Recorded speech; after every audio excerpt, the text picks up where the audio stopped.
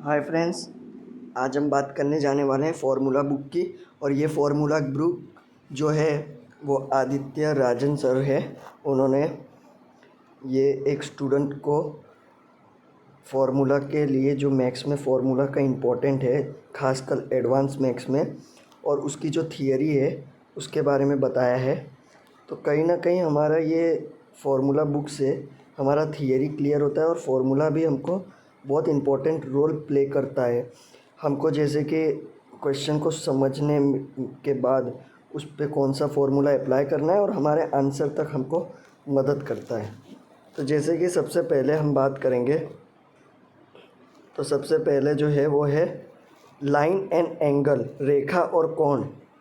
We have divided the geometry in 5 sub topic which are as following. हमने geometry को 5 sub topic में divide किया है जो दिए गए हैं: point, line and angle, triangle, quadrilateral, polygon, circle. तो सबसे पहला हमारा सब टॉपिक है पॉइंट, लाइन एंड एंगल, बिंदु, रेखा और कोण। पॉइंट क्या होता है? A point is a circle of 0 degree radius.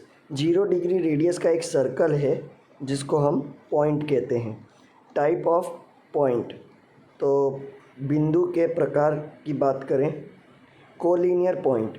Collinear point क्या होता है? इफ़ 3 और more point situated on straight line, this point are called collinear point. एक सीधी लाइन पर 3 या उससे ज़्यादा बिंदु एक लाइन पे होते हैं तो उसको हम कोलिनियर पॉइंट कहते हैं। जैसे कि एग्जांपल दिया है, point A, B and C are collinear. देखिए, एक स्ट्रेट लाइन पर ए, बी और सी है तो इनको कोलिनियर पॉइंट कहा जाएगा। Non collinear point, non collinear point की बात करें, इफ़ 3 और more point are not situated on straight line, this point are called non collinear point. एक स्ट्रेट लाइन पर 3 या 3 से ज़्यादा बिंदु नहीं हैं तो उसको क्या कहा जाएगा? नॉन कोलिनियर पॉइंट कहा जाएगा। अब हम बात करते हैं लाइन के बारे में। A line is made up of a infinite number of point. Line बनता है बहुत सारे इन्फिनाइट, अनगिनत नंबर ऑफ पॉइंट से, and it has only length, और इसकी सिर्फ लेंथ होती है। जैसे कि बात करें, it does not have any thickness और विड्थ, इसमें मोटाई और विड्थ होती ही नहीं है। अ लाइन इज़ एंडलेस, सो जो लाइन होती है वो ना ख़त्म होने वाली होती है, जो ख़त्म नहीं होती है, एंडलेस होती है। It can be extended in both direction, इसको हम और बढ़ा सकते हैं दोनों डायरेक्शन में। अब हम बात करते हैं लाइन कैसी होती है। जैसे हम बात करें straight line, a line which does not change it direction at any point is called straight line. ऐसी लाइन जो अपना डायरेक्शन चेंज नहीं करती कोई भी पॉइंट पर, तो उसको स्ट्रेट लाइन कहते हैं। Curve line, a line which change it direction is called curve line. Curve line क्या होता है? जो लाइन अपना डायरेक्शन चेंज करती है उसको बोलते हैं curve line. Line segment, a line segment has 2 and point. जो लाइन सेगमेंट होता है इसके 2 आखिरी बिंदु होते हैं, but generally speaking line segment is called line. पर आम भाषा में बात करें तो इसको लाइन बोलते हैं। अब हम बात करते हैं type of line. The line are basically of 5 type as discuss below. 5 तरीके की लाइन होती है जो हमें नीचे बात की गई है। इंटरसेक्टिंग लाइन, इंटरसेक्टिंग लाइन के बारे में बात करेंगे। इफ़ 2 और more line intersect each other, 2 या 2 से ज़्यादा लाइन एक दूसरे को काटती है, इंटरसेक्ट ईच अदर, जैसे लिखा है, यदि 2 या 2 से अधिक एक दूसरे को प्रतिच्छेद करती है, then they are called intersecting line, तो उनको इंटरसेक्टिंग लाइन कहते हैं। जैसे फिगर में दिया गया है, A B and C D are intersecting line. ये जो ए बी लाइन दी है और ये जो सी डी लाइन है, ये एक दूसरे को इंटरसेक्ट कर रही है। अब हम बात करते हैं कॉन्करेंट लाइन। कॉन्करेंट लाइन क्या होता है? इफ़ 3 और more line passes through a point, 3 या 3 से अधिक लाइन एक बिंदु से पास होती है, then they are called concurrent line, तो उनको कॉन्करेंट लाइन कहते हैं। And the point through which this all line pass, और ये जो पॉइंट से सारी लाइन पास हो रही है इसको पॉइंट ऑफ कॉन्करेंट कहते हैं।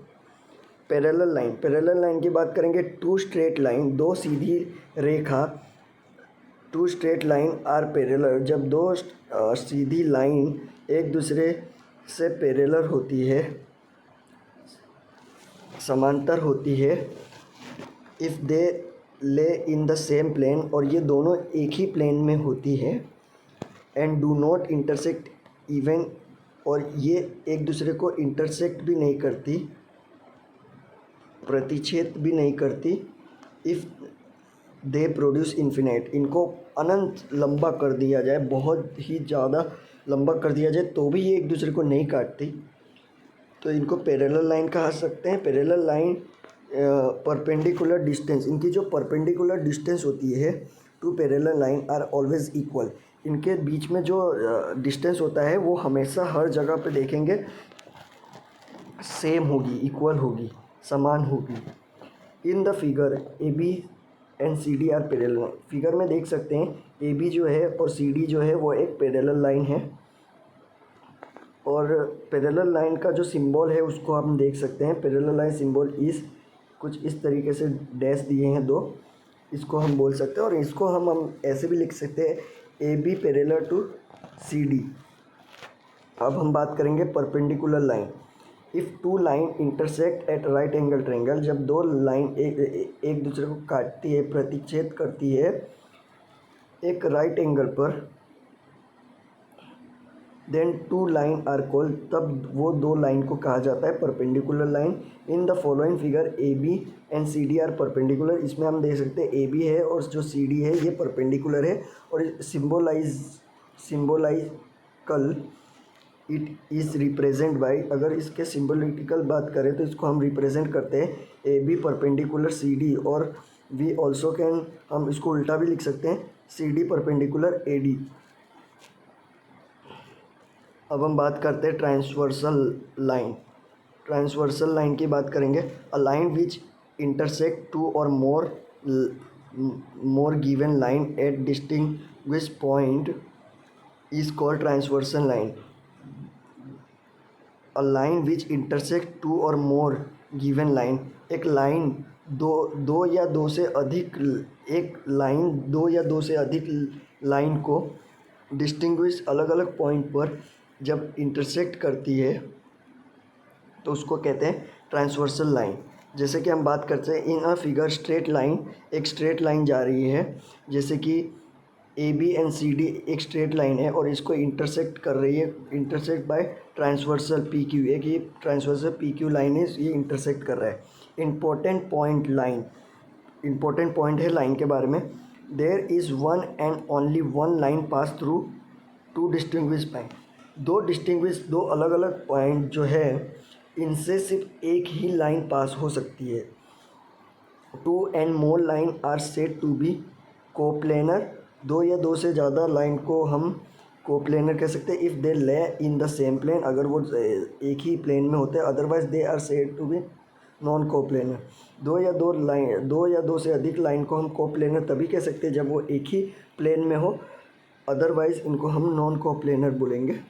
The intersection of two plane is line, the intersection of two plane is line.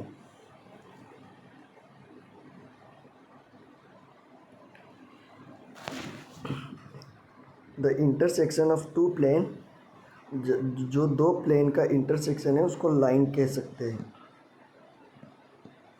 अब हम बात करते हैं एंगल के बारे में। An angle is the union of two non collinear ray, ये जो एंगल है एक यूनियन, इज़ द यूनियन, एक यूनियन है किसका, of two non collinear, दो नॉन को लीनियर रे जो with a common initial point, एक कॉमन इनिशियल पॉइंट से दो नॉन कोलिनियर रे जा रही हो उसको हम एक एंगल कह सकते हैं। द टू रे फॉर्म एन एंगल, जो दो रे होती है उसको हम एंगल, वो एंगल बनाती है। और कॉल्ड हम उसको कह सकते हैं आर्म ऑफ द एंगल, उसको आर्म ऑफ द एंगल कह सकते हैं। And common initial point is called vertex of the, और उनका जो एक कॉमन इनिशियल पॉइंट होता है उसको वर्टेक्स ऑफ एंगल कह सकते हैं।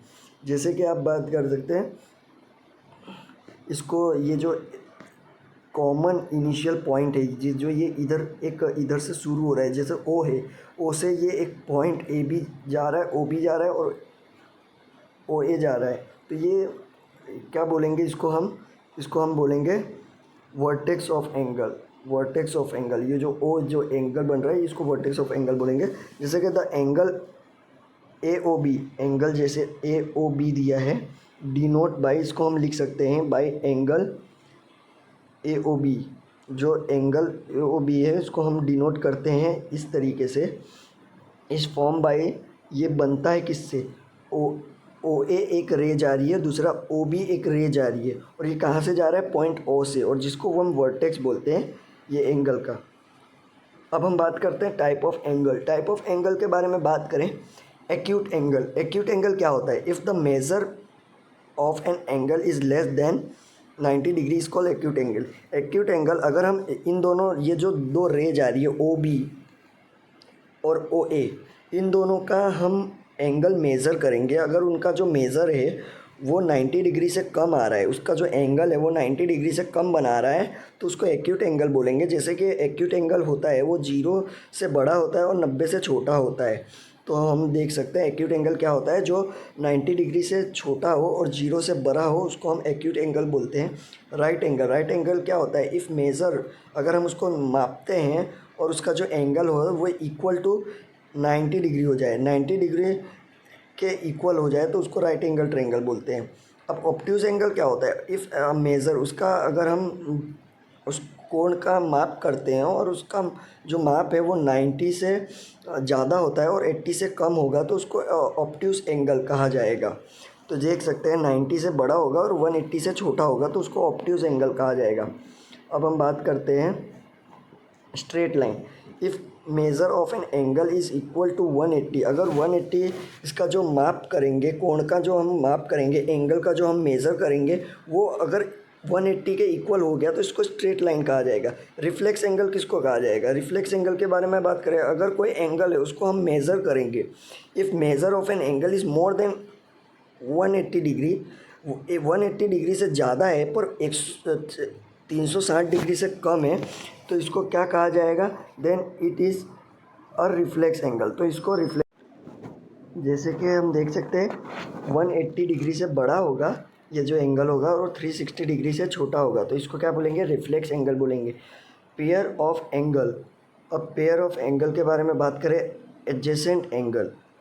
To angle are called adjacent, दो एंगल को एडजेसेंट एंगल कब कहा जाएगा, इफ़, कब, they have the same vertex, इनका जो वर्टेक्स होगा वो सेम होगा, दे हैव कॉमन आर्म, और इनके जो आर्म होंगे वो कॉमन होंगे, uncommon arm are on either side of the common arm. जैसे कि आप देख सकते हैं in the figure, angle A O B, A O C दिया है और B O C have common vertex, इन दोनों एंगल का जो एंगल ए ओ सी हो गया और दूसरा जो एंगल है बी ओ सी हो गया, इनका जो वर्टेक्स है वो एक कॉमन है। Also they have a common arm, इनका एक आर्म है वो कॉमन है, वो कौन सा आर्म कॉमन है, ओ सी देख सकते हैं। एंड द डिस्टिंग्विश आर्म, और उसके दो अलग अलग आर्म के बारे में बात करें तो वो क्या है, O A and O B lie on the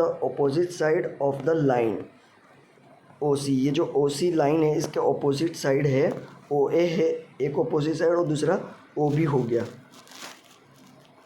अब हम बात करते हैं कॉम्प्लीमेंट्री एंगल। कॉम्प्लीमेंट्री एंगल क्या होता है, if sum of two angle is equal to 90 degree, जब दो एंगल का हम सम करते हैं उसको जोड़ते हैं तो 90 डिग्री होता है, 90 डिग्री के इक्वल हो जाता है तो उसको क्या बोलेंगे, then two angle are called complementary angle, दोनों एंगल को हम कॉम्प्लीमेंट्री एंगल कह सकते हैं।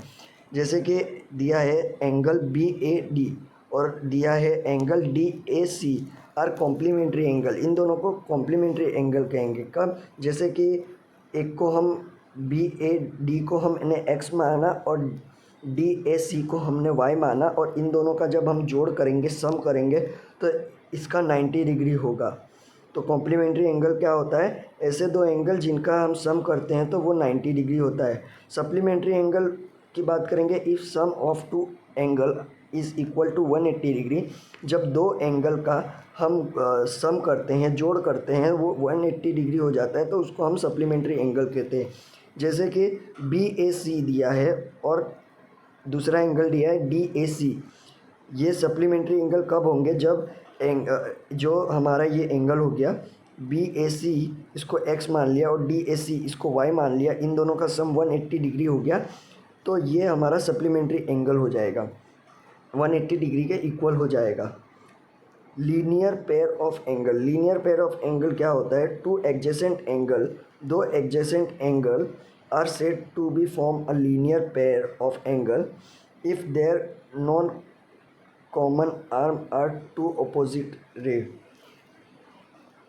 जैसे कि ये फिगर में देखेंगे तो ज़्यादा समझ में आ जाएगा। In figure OA and OB are opposite ray. ये जो OA है और OB है वो अपोजिट रे है। और एंगल की बात करेंगे तो एंगल AOC और एंगल जो हो गया BOC आर एडजेसेंट एंगल, ये एडजेसेंट एंगल होंगे। देयरफॉर जो हम बात कर रहे हैं एंगल AOC और angle BOC form a linear pair. ये जो क्या करेंगे, ये लीनियर पेयर को फॉर्म करेंगे। अब हम बात करेंगे इफ़ अ रे स्टैंड ऑन अ लाइन। अगर कोई रे लाइन पर स्टैंड होता है, the sum of the adjacent angle are form 180। तो इसका जो एंगल बनता है वो एडजेसेंट एंगल क्या इतना फॉर्म करता है, 180 डिग्री करता है। तो ये देखिए, जैसे कि ये दो सीधी लाइन है और इसके बीच में एक एंगल दे दिया है, एक रे जा रही है जैसे OC और इधर जैसे 60 डिग्री दे दिया है और इधर 120 डिग्री नहीं दिया है। तो हम इसको कैसे निकालेंगे, जैसे 60 है उसको 180 डिग्री से माइनस कर देंगे तो ये वाला एंगल मिल जाएगा। अगर हमको दूसरा एंगल दे दिया 120 डिग्री और हमको ये एंगल पूछा है, तो अगर ऐसी फिगर है तो इसमें हम 120 को 180 डिग्री से माइनस कर देंगे तो 60 एंगल मिल जाएगा। अब हम बात करेंगे, एक नोट इधर दिया गया है, conversely if the sum of two adjacent angle is 180 degree. अगर दो एडजेसेंट एंगल का सम 180 डिग्री है, then their non common arm are opposite ray. तो इनका जो नॉन कॉमन आर्म है वो अपोजिट रे होगा।